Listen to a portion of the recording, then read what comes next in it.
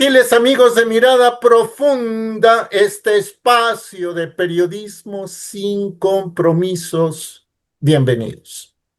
Este lunes 25 de agosto, el economista mexicano Macario Schettino publicó un artículo que, a juicio de un servidor, debiera ser leído por todos aquellos que deseamos un México mejor. El título, el encabezado del artículo es Apagar. Y la bajada de este artículo, insisto, publicado el 25 de agosto en el periódico El Financiero, la bajada dice lo siguiente: debemos considerar que la economía mexicana, específicamente la economía interna, está en una recesión que se profundiza. No se trata de una crisis, sino de un deterioro continuo. Vamos a hablar con el maestro Schettino, a quien le agradecemos infinitamente que se tome la molestia de tomarnos esta comunicación. Maestro, qué gusto. Al contrario, Jorge, muchísimas gracias. Gracias. ¿Cuál es la diferencia, maestro, entre una crisis y un deterioro continuo? Es una diferencia de apreciación. Aquí en México estamos acostumbrados a que las crisis son momentos extraordinarios en los que todo se descompone.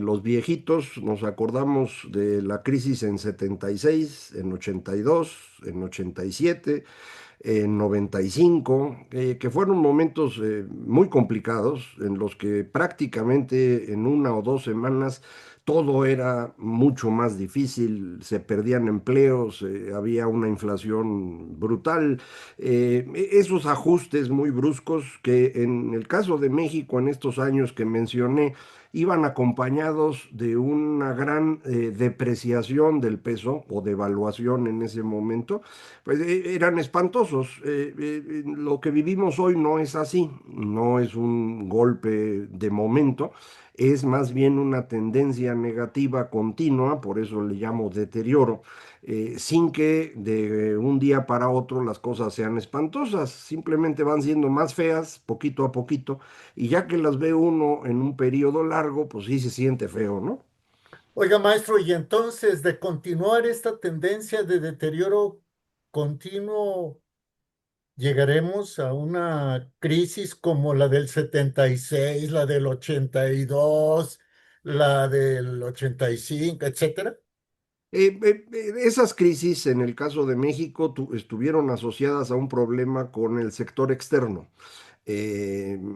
Nos endeudamos en cantidades muy importantes y no teníamos con qué pagar, no conseguíamos los dólares suficientes para pagar. Eso en este momento no está ocurriendo. No tenemos un problema grave con el exterior, al contrario, eh, tenemos una situación bastante sana, tenemos un montón de millones de dólares en reservas del Banco Central. Entonces uno no debería esperar un ajuste del tipo de cambio como en aquella época. Ahora el tema está más asociado con la dificultad de que la economía funcione, las dificultades del gobierno para poderse financiar, y esto es lo que a nivel internacional se puede volver relevante, porque si México no muestra que tiene capacidad de pagar su deuda, podemos perder la calificación que tenemos de parte de las agencias que se dedican a esto, y que es lo que nos permite conseguir recursos internacionales a un precio bajo, digamos, con una tasa de interés razonable. Si perdemos ese grado de inversión, entonces perderíamos ese financiamiento y entonces estaría el ajuste al que me he referido. El tema, maestro, a juicio de un servidor que como periodista, pues mira atento todo lo que sucede, pero que no tiene la especialización económica que usted. A juicio de un servidor, el gobierno debiera atender dos frentes, el interno y el externo. Pero en el interno vemos que a pesar de que las reservas son multimillonarios en dólares. No hay medicamentos en el sector salud. No hay mantenimiento, por ejemplo, en el sistema de transporte colectivo metro. Las calles, hablo de la Ciudad de México, las calles son una verdadera colección de baches. En fin, hay ingentes carencias que si no se atienden en lo interno, todo indicaría que después dejarán de atenderse en lo externo y vendrá la crisis. No sé si el planteamiento le parezca correcto.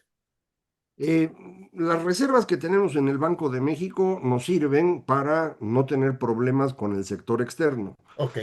pero no nos sirven para resolver los problemas al interior del país. Para eso necesitamos que el gobierno recaude bien y luego gaste bien. Y ahí es donde está el problema. La llegada de López Obrador a la presidencia hace 7 años nos llevó a un conjunto de políticas que han resultado muy negativas. La cancelación del aeropuerto y el reemplazo por el Felipe Ángeles, la construcción de una refinería innecesaria, el Tren Maya que no sirve para nada, fueron gastos extraordinarios que no se van a recuperar jamás. Lo mismo ocurrió con el intento de salvamento de Pemex, que durante el sexenio de López Obrador nos costó 1 billón de pesos, que tampoco vamos a recuperar. Entonces, todo este dinero que se va para allá implica que las obligaciones del gobierno no se puedan cumplir, no tienen dinero para tener las medicinas. Destruyeron el sistema que había de compra de medicamentos, no lo pudieron reemplazar por nada. Entonces los recursos del gobierno se fueron haciendo chiquitos y no están pudiendo cumplir las obligaciones mínimas. Todos los planes sociales que teníamos, programas que habían ganado incluso premios a nivel internacional, fueron cancelados y se reemplazaron por entrega de efectivo, que políticamente es valiosísimo, es comprar votos, pero que no resuelve los problemas de la población en el mediano plazo. Todo mundo se vuelve dependiente de que este dinero esté fluyendo. Y eso hace que el gobierno tenga ahora que estar repartiendo dinero, porque en ese camino los metió López Obrador, en lugar de estar atendiendo la salud, de estar atendiendo la infraestructura, de poder resolver problemas ingentes, como usted bien decía.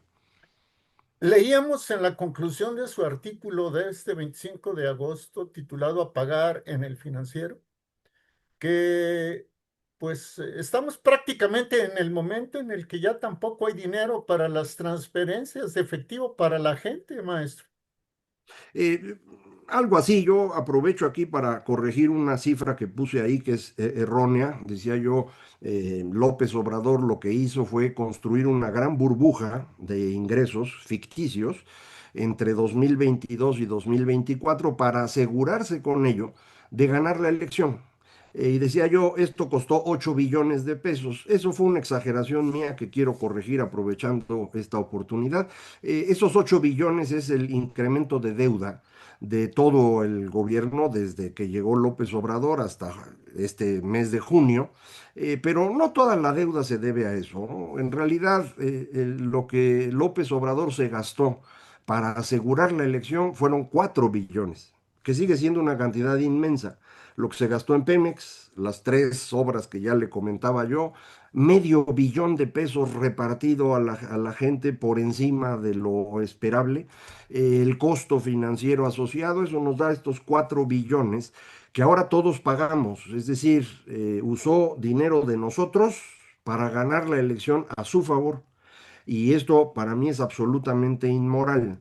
El resultado de ese gasto es que ahora el gobierno tiene que estar pagando mes a mes el costo financiero de la deuda, tiene que estar repartiendo dinero por encima de lo razonable y no puede seguir cubriendo las necesidades normales, digamos, del país, la salud, la educación, el mantenimiento. No tenemos ni siquiera en este momento seguridad en materia eléctrica. estamos en el límite de donde podemos usar la energía eléctrica. Si hay incrementos, van a tumbar el sistema entero, porque no se invirtió durante todo el gobierno de López Obrador en líneas de transmisión. Entonces, aunque pudiéramos construir plantas de generación, no hay cómo conectarlas a la red. Entonces, realmente nos dejó en una situación bastante seria y el gobierno actual no tiene muchas herramientas para enfrentarlo. Eh, en menos de 2 semanas van a tener que decirnos el programa económico para 2026 y creo que ahí va a ser evidente pues que realmente están ahorcados. Por lo pronto, el gobierno actual inició ya su campaña de difusión previa al primer informe de gobierno y presume, entre otras cosas, que hay tres nuevos programas de dar dinero, de transferir dinero. O sea, siguen en la misma tónica. Mi pregunta es, maestro, ¿qué tanto van a poder aguantar? No, no pueden aguantar mucho, no tienen el dinero, necesitan contratar deuda para eso. Esta deuda que contratan es más cara que antes porque conforme uno se endeuda más, los que prestan piden una mayor tasa de interés. Entonces esto se convierte en una espiral que, le digo, si no administramos bien, nos puede poner en el riesgo de perder el grado de inversión. Y esa sí sería una crisis brusca. ¿Qué se tiene que hacer bien? ¿Qué tendrían que hacer correctamente para evitar la pérdida del grado de inversión? Creo que tendríamos que ser más serios en el manejo de los recursos. No podrían estar inventando estos tres nuevos programas a los que usted se refiere. Cada programa de repartir dinero es un clavo más en el ataúd. No hay que hacer eso. Se tiene que ser mucho más claro en materia de impuestos, qué van a hacer para poder recaudar más dinero. Tendría que limpiarse el gasto público, dejar de gastar en cosas donde perdemos dinero, como el Tren Maya. La pura operación del Tren Maya no se financia con la venta de boletos, no les alcanza.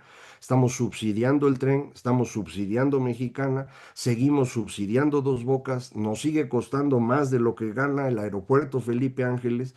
Entonces, todas esas decisiones donde se tira dinero, van en contra de la credibilidad del gobierno mexicano y por lo tanto nos ponen en riesgo. Maestro, ¿podría llegar el momento en que el gobierno federal cancele estos programas basados en la transferencia de dinero? Esto es políticamente muy difícil. Si de pronto dejan de repartir dinero, todos los que los apoyaban los van a odiar y entonces se viene abajo el gobierno. Lo que muchas veces ocurre, y eso ha ocurrido en México en otras épocas, es que la inflación es la que se va comiendo esto. En lugar de cancelar las reparto de dinero, lo que hacen es no incrementarlo año tras año y que la inflación se vaya comiendo ese dinero. Eh, Al respecto, la señora Sheinbaum ha dicho que eso no va a pasar y que van a estar subiendo al mismo ritmo o más rápido que la inflación. Si intentaran hacer eso, efectivamente ocurriría lo que usted dice, Jorge, y de pronto no habría con qué pagar y entonces sí, pues se les derrumba todo. ¿Cuánto tiempo más pueden seguir así antes de que el deterioro continuo se vuelva así, una crisis que nos cueste la pérdida del grado de inversión? ¿Es posible calcularlo o su servidor pide demasiado? En realidad no hay manera de saber con certeza eso, pero le puedo decir que tenemos una presión muy grande durante este año, es decir, hasta junio del año próximo, por los requerimientos de dinero que tiene Pemex para pagar deudas. El total que Pemex debería cubrir de aquí a junio para seguir funcionando es de 60.000 millones de dólares. Ese dinero no lo tenemos. Entonces, creo que este año, de aquí a junio próximo, puede ser definitorio de lo que siga.